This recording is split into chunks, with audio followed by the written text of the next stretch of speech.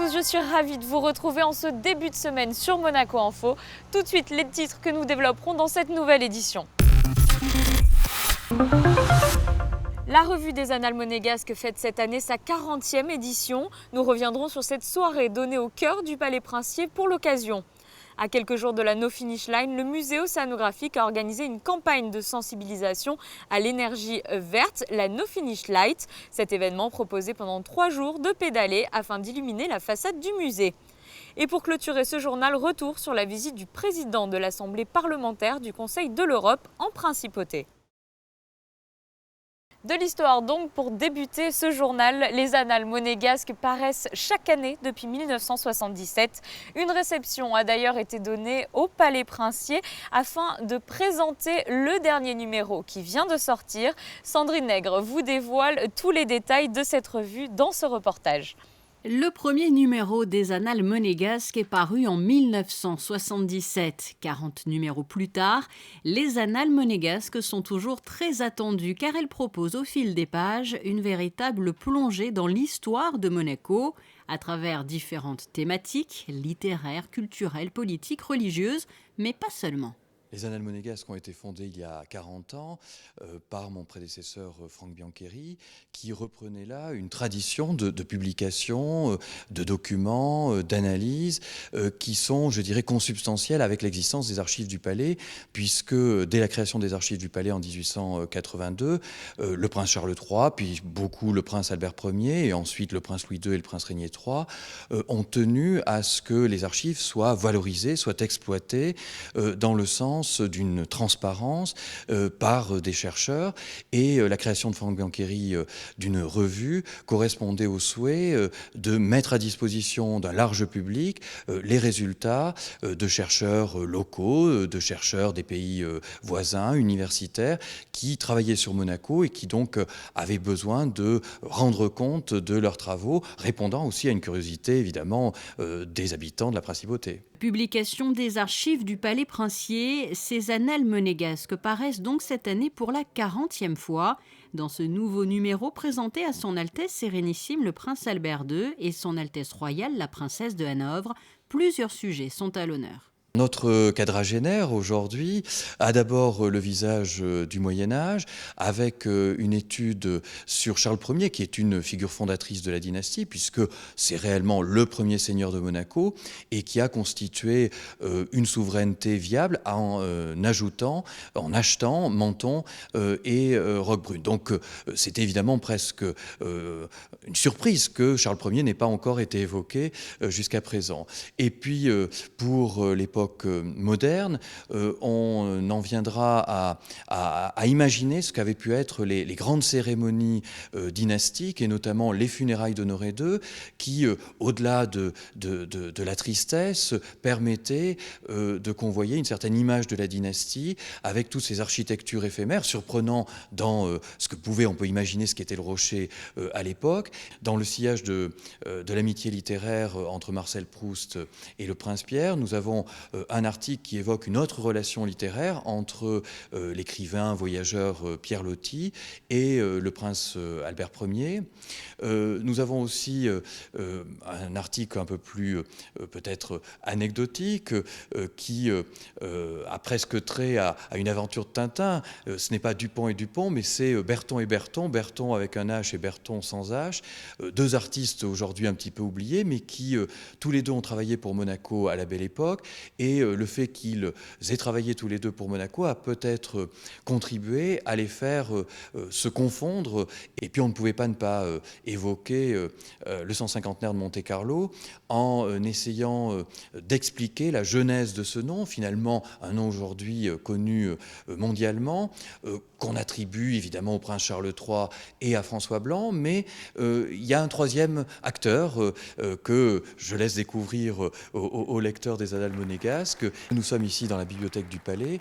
Les Annales monégasques l'évoquent, alors non pas cette pièce-là, puisque la bibliothèque a déménagé à la fin du XIXe siècle, et Yves Giraudon s'est attaché, à travers les sources d'archives, à travers les inventaires, à reconstituer, à restituer les goûts livresques, les goûts littéraires des princes, à travers les ouvrages qu'il possédait et qui aujourd'hui peuvent se retrouver donc à l'extérieur de Monaco, pour certains à la bibliothèque municipale de Nice du fait des saisies révolutionnaires, mais là aussi un article donc d'histoire culturelle. Et puis en histoire politique, la sécession de Menton et de Roquebrune, la révolution de 1848 a été évoquée à travers un périodique, donc c'est l'histoire de la presse, un ancêtre de Nice Matin qui était l'Écho des Alpes-Maritimes, et donc comment la presse a rendu compte de cette révolution. Les membres du comité de rédaction et les auteurs et collaborateurs ayant contribué au succès de ces annales depuis 1977, tout comme leur fondateur, étaient présents à l'occasion de cette nouvelle parution. Sachez pour finir qu'un site internet a vu le jour. Il sera disponible dès le 15 novembre sur le www.annales-monégasque.mc et permettra notamment de chercher un terme et de retrouver dans quels articles et quelles annales il a été évoqué. D'ici quelques jours, le 12 novembre précisément, sera donné le coup d'envoi de la No Finish Line, cette course d'une semaine destinée à récolter des fonds pour le financement notamment d'opérations à Monaco d'enfants qui ne peuvent être soignés dans leur pays d'origine. En guise de préambule à cette manifestation, le musée océanographique a proposé une opération appelée la No Finish Light, un clin d'œil avec en toile de fond un message environnemental. Les explications de Patricia Navarro. Le prince Albert II à la tête d'un peloton de personnalités. C'est sur le parvis du musée océanographique à la tombée du jour que le coup d'envoi de la première No Finish Lights a été donné. Pendant 4 jours, toutes les bonnes volontés ont pédalé de 17h30 à 20h30, un événement original pour produire de l'énergie verte. Vous savez que la façade du musée océanographique est la seule façade publique en principauté de Monaco qui est aujourd'hui obscure. Donc on avait envie de l'éclairer, mais bien sûr de ne pas utiliser trop d'énergie. Donc en fait on ne fait pas un éclairage, mais juste une mise en lumière de quelques sculptures. On a bien sûr utilisé toutes les dernières technologies LED et l'éclairage de la façade demande moins de 3 kW, donc ce qui est vraiment très peu, c'est quelques ampoules habituelles, mais ça ne nous a pas semblé suffisant et donc en partenariat avec la mission de transition énergétique et la Fondation Prince Albert II, on a organisé cette mission de pédalage et d'éclairage à l'énergie humaine. Aux côtés du Prince Albert II, le grand champion cycliste Torushov est venu lui aussi sprinter. 30 vélos avaient été installés, dont 4 pour les enfants.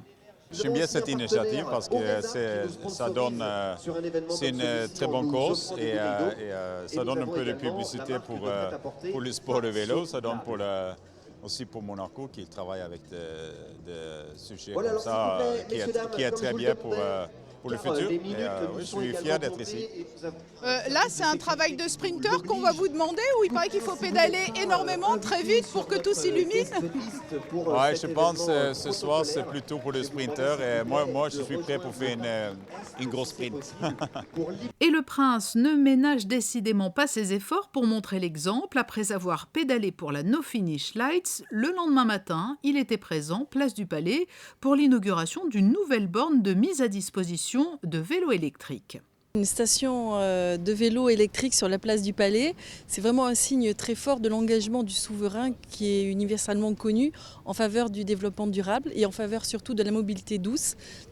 Donc c'est la 13e station de vélo que nous installons en Principauté de Monaco et 3 nouvelles stations seront également installées d'ici la fin de l'année, ce qui va porter le nombre de vélos disponibles à Monaco à plus de 110 d'ici la fin de l'année. Le prince Albert II a reçu sa carte d'utilisateur. À ce jour, 500 personnes sont abonnées.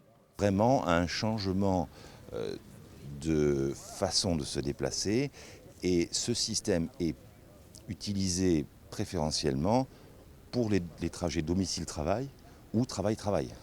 Ça n'est pas un système utilisé pour le samedi-dimanche pour aller se promener. Non, non. C'est vraiment une alternative au déplacement quotidien dans le cadre de l'activité professionnelle et sociale. 300 personnes sont aujourd'hui encore en liste d'attente tant la demande est importante, mais la mise en service de nouvelles bornes de vélo va permettre de satisfaire tout le monde.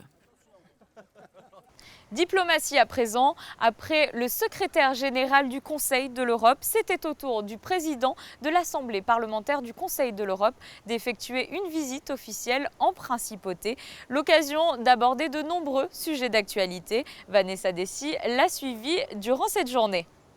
C'est une première pour le président de l'Assemblée parlementaire du Conseil de l'Europe. Pedro Agramunt s'est rendu en principauté pour y rencontrer notamment le président du Conseil national. Les deux hommes, accompagnés de Jean-Charles Alavena, président de la Commission des relations extérieures, ont évoqué ensemble divers sujets d'actualité. C'est un grand plaisir tout d'abord d'accueillir M. Agramunt, puisque c'était avant tout un rapporteur du Conseil de l'Europe. Aujourd'hui, il est président. J'ai eu le plaisir de le rencontrer à la conférence des présidents de Parlement à Strasbourg il y a 3 semaines, un mois à peu près. Et nous avons déjà échangé sur pas mal de sujets qui nous avons réabordés lors de nos discussions ici. Donc il y a plusieurs cas, il y a plusieurs sujets. Il y a effectivement les sujets qui concernent Monaco et le Conseil de l'Europe, les avancées des travaux, et également les sujets qui tiennent à cœur au Conseil de l'Europe, le problème des migrants, le problème du conflit entre l'Ukraine et la Russie, et les solutions qui pourraient être apportées par tous pour essayer d'apaiser des situations. L'Assemblée parlementaire du Conseil de l'Europe a lancé il y a quelques mois à Strasbourg une campagne intitulée « Ni haine, ni peur ». Ce message a été réalisé pour une utilisation digitale et presse en signe de solidarité contre le terrorisme et les discriminations sous toutes leurs formes. Le Conseil de l'Europe est particulièrement fier de la principauté qui s'est associée tout naturellement à cette campagne. C'est ça une initiative que nous avons commencé le mois de juin à l'Assemblée. Ça s'appelle Ni haine ni peur. Ça veut dire qu'il faut avoir l'implication de tous les citoyens européens. Nous représentons 820 millions de citoyens européens qui doivent aussi réagir d'une façon individuelle contre le terrorisme sans haine et sans peur. Mais ce n'est pas seulement une chose du gouvernement, une chose de la police ou des services d'information, mais c'est aussi une initiative qui doit être prise par les citoyens individuels. Avant, j'étais le rapporteur aussi pour le suivi de Monaco il y a 6 ou 7 années. J'ai terminé. Alors, pour moi, c'est très agréable de venir ici et pouvoir dire que le Monaco il a beaucoup progressé dans ses engagements.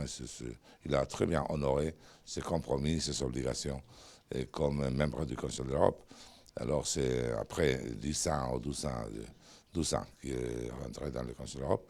Il faut dire que Monaco maintenant, il a très bien fait son travail et nous sommes très fiers d'avoir Monaco comme un de nos plus fiables membres du Conseil de l'Europe. À la suite de cette visite, Pedro Agramunt s'est entretenu avec le souverain en audience privée au Palais Princier. Voici pour l'essentiel de l'actualité en principauté, un mot de météo à présent.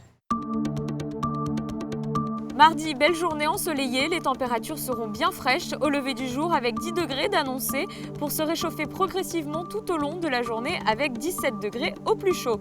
Mercredi, changement du temps, le soleil sera voilé, les températures seront peu élevées. Jeudi, le soleil refera son apparition et les températures remonteront modestement avec 12 degrés le matin et 17 degrés dans l'après-midi. Vendredi, temps bien agréable, poursuite de la remontée des températures. Et finalement, ce week-end, temps plus maussade, mais les températures resteront tout de même agréables.